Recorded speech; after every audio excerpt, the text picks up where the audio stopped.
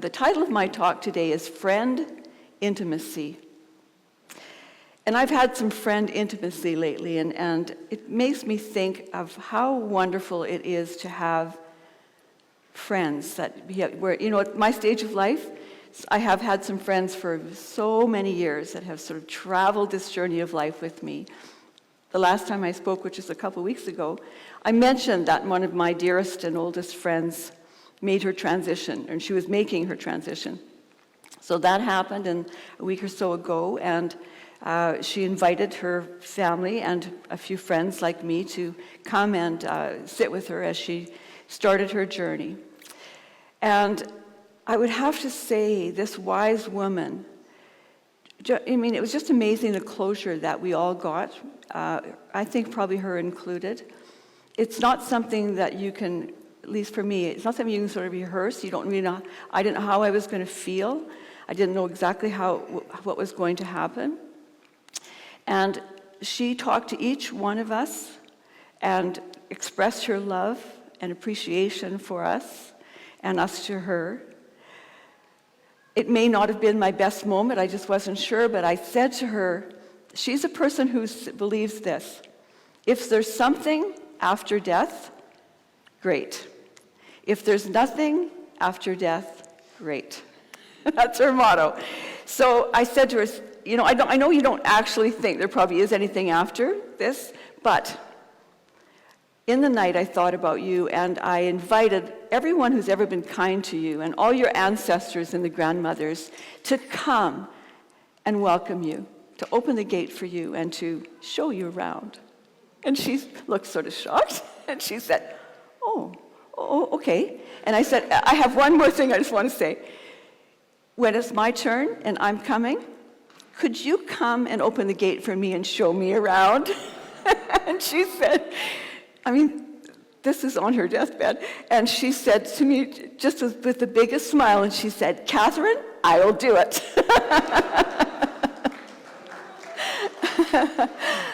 So you can probably assume that she chose the time of her death because her pain was getting so much and it was becoming out of control. And she said she really wanted to be present and make this a loving experience for her kids and her family and friends. So I journal with her every couple of weeks, and we've been doing it for years and years and years, and we journal our lives. We journal our childhood sometimes, our schooling, our mom and dad, our friends, the springtime. We just have journaled for years, and we've got just, books of stuff that we've written together.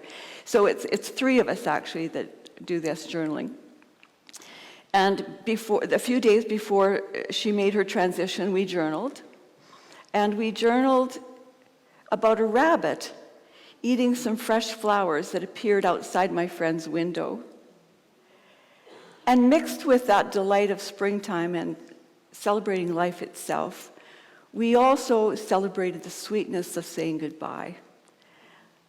The sweetness of loving someone so much. And it's not, in a friendship, it's like a marriage. It's like any kind of deep relationship. There are times when you're getting along famously, and there's some times where you have some tougher conversations, isn't there? Yeah, so we've had all those things, and we've had times where one of us has been really down and not doing really well, and felt safe enough to bring that up and find a topic somehow to write about it. And then always when we ended our hour and a half to 2 hours, always we were up. Always it was transformative. Often it was exhausting because we did really deep work with each other. Just the emotion that you don't usually get to share with people, we were able to share with each other. The other thing that's happened in the last few days is Vicki and Al and Norm and I went to Barb Gobert's retirement out at her acreage. And Barb was our administrative office person here for years. She was our bookkeeper. She's a practitioner. She's someone who taught classes with me and supported me a lot. We've had a deep and long friendship. And it was wonderful to see her great-grandchild, her grandchild, her daughter, her siblings, and then 20 years of people who've worked with her from various different places. There is such richness to friendship.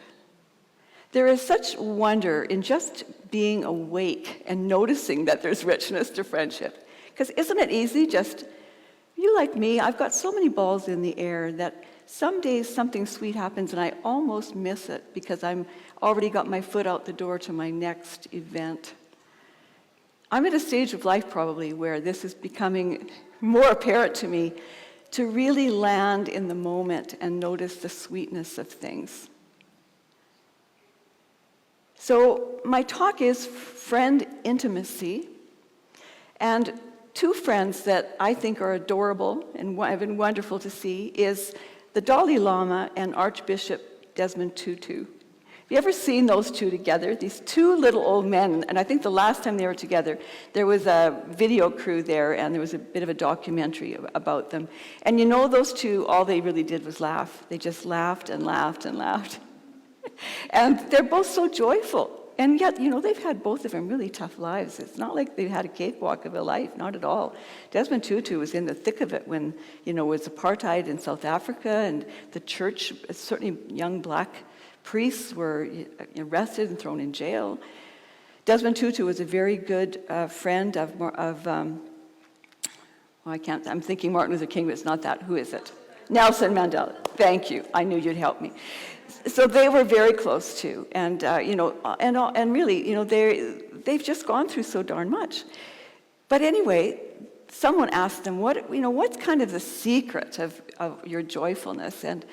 And they said these are three things, at least in their documentary and in their book too. This is what it says: to be joyful is to be able to positively reframe situations in life. We know this, don't we? To positively reframe. The other is to experience gratitude, like experience it. Really feel it in your body, gratitude. And the last thing is to act with generosity and kindness. This is not rocket science, is it?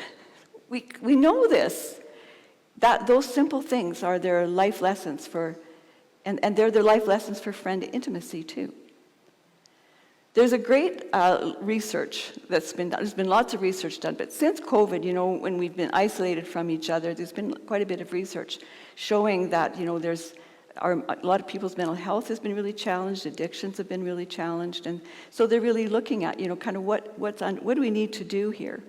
And a lot of the research is pointing to the fact that we need friend intimacy, that's the healing balm of what's going on.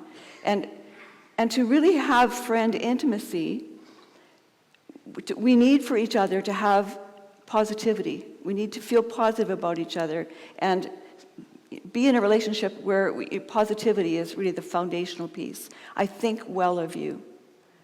I care about you. I see you. I want to understand you. I'm here for you. You matter. Positivity. The other piece is consistency. So we don't move too far on our friend intimacy if we don't see each other often. Have you noticed that when you were in school, you had a friend, usually you had a best friend, you saw each other consistently. You know, your friendship cup was fairly full. In my day, my mom was home, so, you know, I always had that consistency. I'd walk in the door from school, whatever had gone wrong, I could tell my mom, and she would listen. She was there for me, so there was consistency. Coming to a spiritual community is something I've always done, not always this one, but that too. I had lots of friends, like I do now, in my spiritual community, because we see each other every week. Sometimes we see each other twice a week. Some of us, it's even probably 3 times a week. Yeah, every week, not just once in a while, like really every week.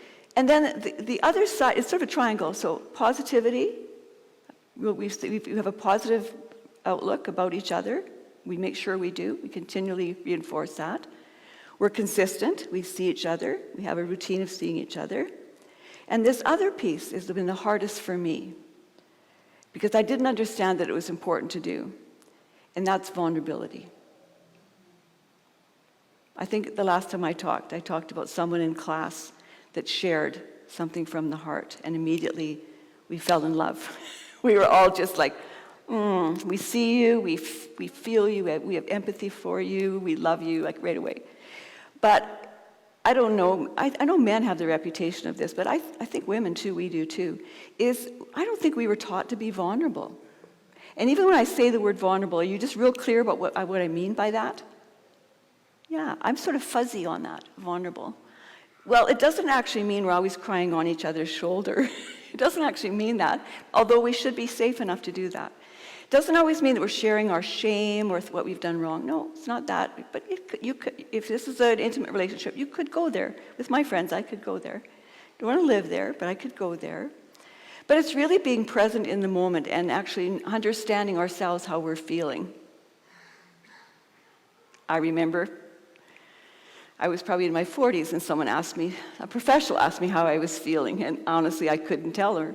I didn't feel anything. I knew I was thinking, but I actually didn't know how I was feeling. So it's taken me this long, and I continue to know it now, and now I live in my body and I live in my feeling. I know how I'm feeling and where I feel it, but for a long, long time I didn't. And so I couldn't be very vulnerable sometimes because I actually didn't know how I felt. So when someone tells you how they feel, to say, well, my body's feeling tight, right in my abdomen, I can just feel my abdomen clench. That really tells you something right there, doesn't it? Rather than intellectually, well, I think maybe I'm worrying about this, and my body's feeling this. So I've studied a lot with Michael Singer, and Michael Singer is just completely centered on feel the feeling. Do not make up a story about it, just feel it. Feel it all the way through, and it'll just dissipate. You don't have to correct it. Sometimes that feeling is very frightening and painful if you haven't dealt with some of these, traumas that many of us have had in our life. It's very scary and it's very painful.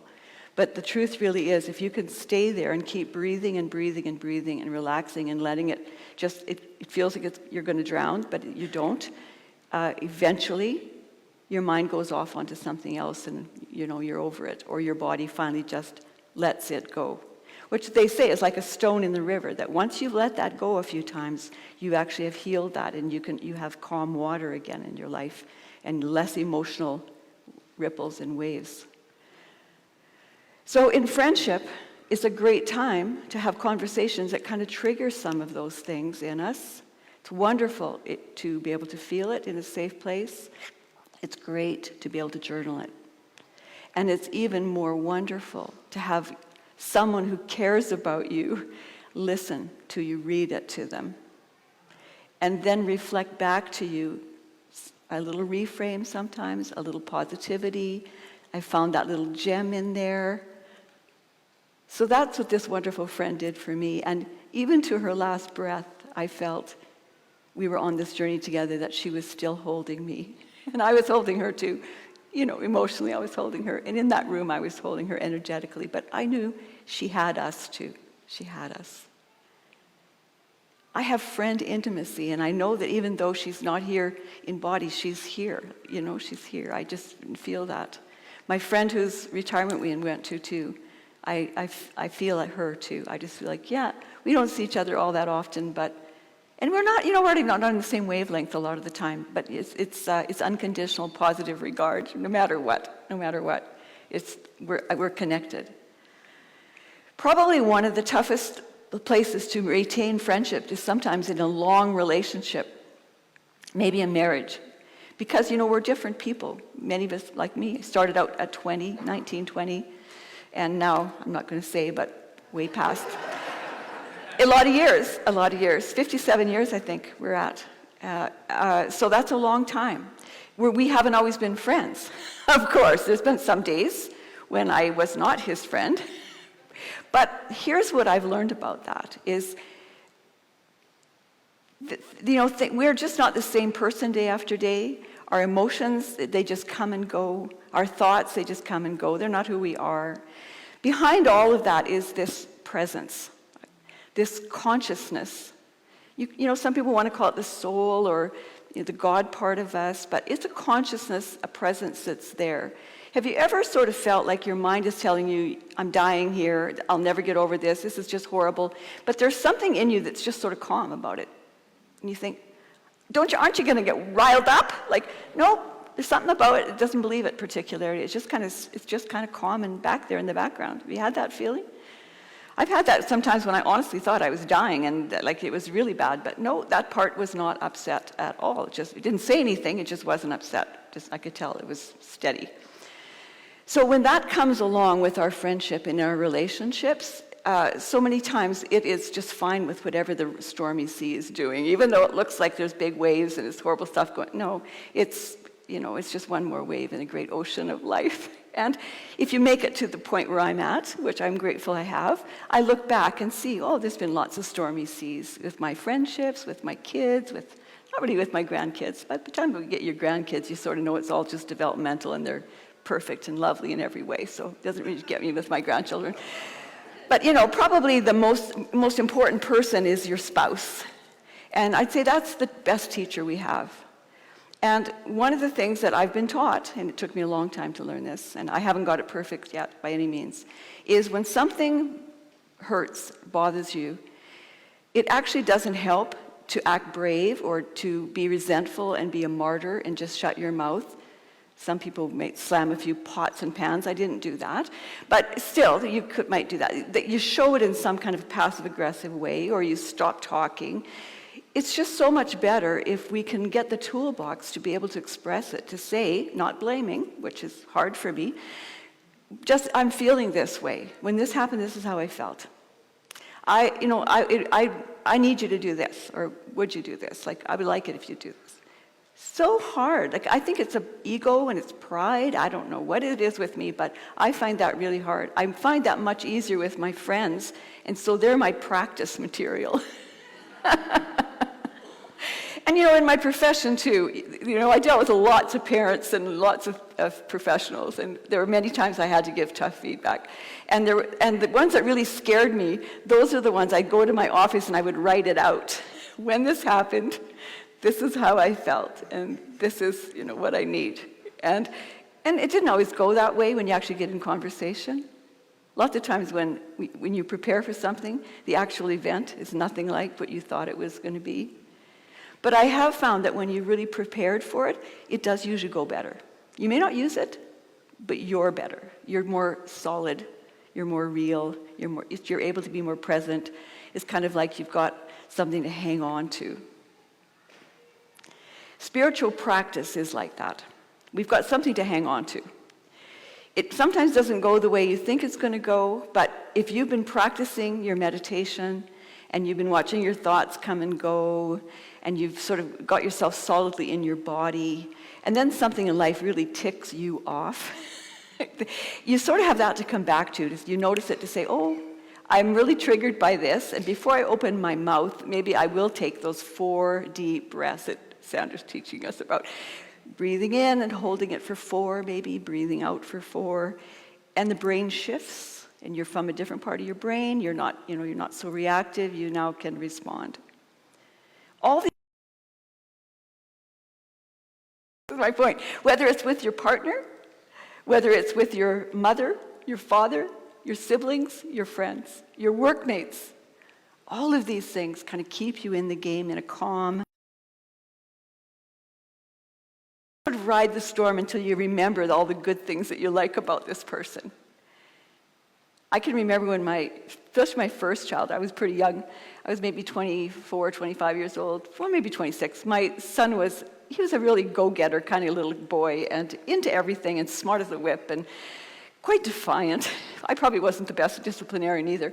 But I remember going to bed and just listing on my hand 6 things that I loved about this child because my brain wanted to list 6 things that were driving me nuts. Friend intimacy actually takes being an adult. It really takes growing up. And that's kind of life's journey, isn't it? Is growing up. We're all growing up. And I know, I think last time I said, I'm not even sure I'm going to grow up, because that's my destination. But I do think it's wonderful to be able to treat yourself with kindness and compassion and recognize when you're not. It's wonderful to be able to treat the people in your life with kindness and compassion and recognize when you wish you had, and you can go back and say, I'm sorry that happened. There's a lot of research on the importance of friends. Friends that care about us, that want to support us on our journey. Maybe you've heard this or seen this. I know I've seen it before. This young man, about 24 years old, and his name is Abel Mute. He's an Olympic champion runner. He was in a race in Spain. I think it's like a 3,000 yard, it's a long race. He was winning. But there was all these signs before the finish line, and so he thought that was the finish line, and he started slowing down to stop. And the guy that was behind him, and the guy behind him was quite a little ways behind him, saw that, and he yelled at him to keep going, but he yelled at him in Spanish, and this guy doesn't speak Spanish, so he didn't know what he was saying. So he ran right up behind him, and he put his hand on his back, and he yelled at him, and he pushed him all the way across the finish line. Yeah, so he could win. So his coach, the guy who pushed, and his name was Ivan Fernandez.